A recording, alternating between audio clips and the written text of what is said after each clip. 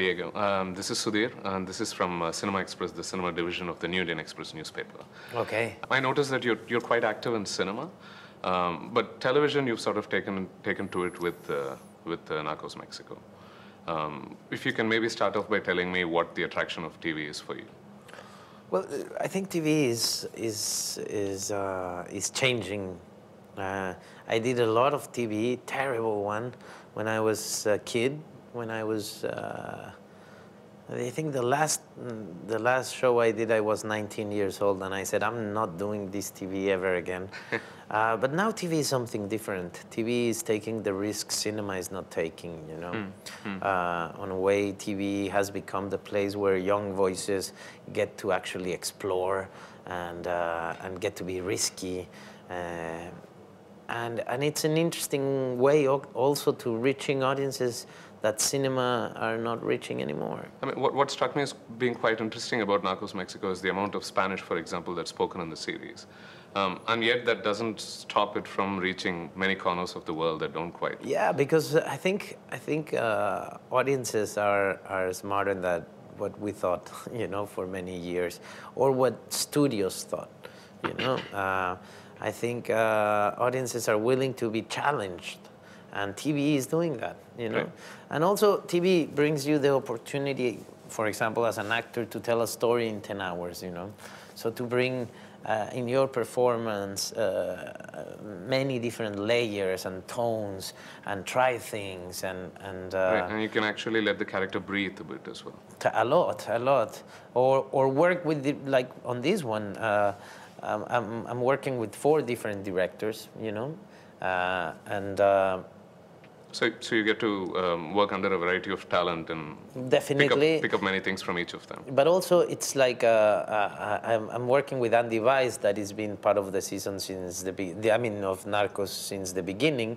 But I am also working with 2 Mexican directors that I've been seeing their work. I've produced stuff for them, but I've never had the chance to act with them, and I found it very interesting to spend 5 weeks with them in this kind of workshop that TV becomes, because the collaboration is quite interesting, you know. It's not as simple as like, okay, there is the point of view of the director and everyone follows and that's it, you know.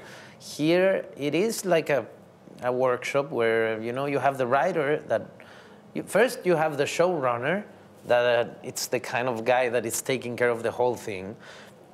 Then you have the writer that wrote that specific episode, so he knows that episode more than anyone else, and all the motivations, and so he can come and explain everything, and he's present. Then you have the director who's bringing the point of view on how it's going to be shot, and it's the one that works with the actors, and then you have the actor there that sometimes knows much more than the director or the writer, because you've been there from the beginning. So you're saying, you know, it's important for everyone to be open to each other. And you're in a conversation that has 6 voices, and those 6 voices are like enriching the process and making a better quality and more complex result, I guess. You touched upon performance a bit, and how a TV series allows you to sort of breathe a lot.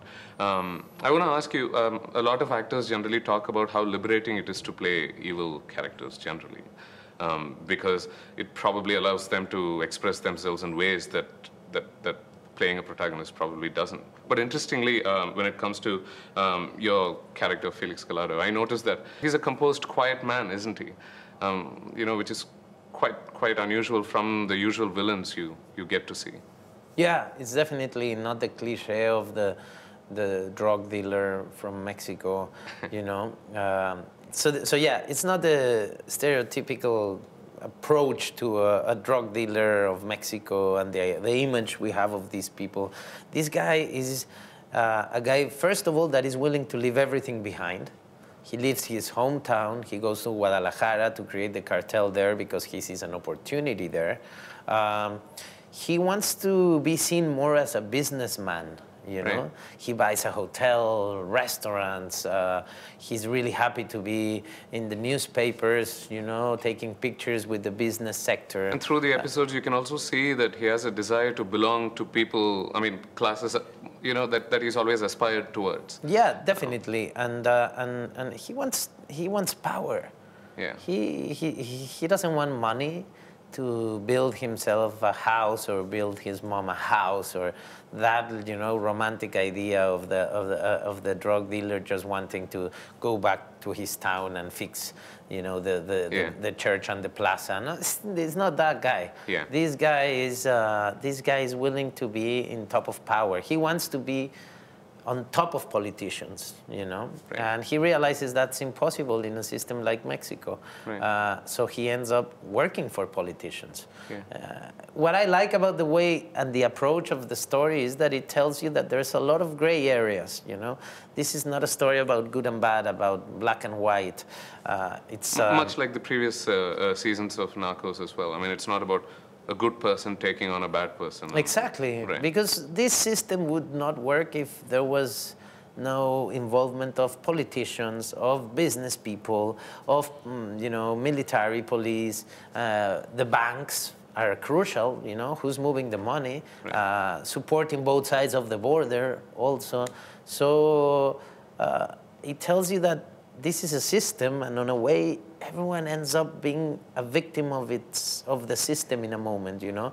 The system always turns on you because the system is more important than you. And as a last question, I can probably ask you another striking characteristic of your character, which is that he never seems to lose his temper so easily. Even when his you know, close companion makes an almost fatal mistake. Anybody else would absolutely lose their temper, maybe start yelling at him, but he's always thinking about, okay, how do I rectify this situation? How do I save this relationship? I mean, where do you suppose this sort of composure comes from? And I decided that because there was so little information about him, about the way he behaved, about, like, you know, all the others, they live these flamboyant lives, and they want everyone to know they arrived to the place. I think Felix knew the value on being discreet. And when I understood that, I was like, okay, I'm gonna let that let that be part of my performance and my choices as actor, you know. Think always about that. It's better not to be seen, because then you can do whatever you want, you know. Then you can always be ahead of the rest. So I was thinking a lot about that. But also you have to see the next episodes, because things start to change. Okay, right.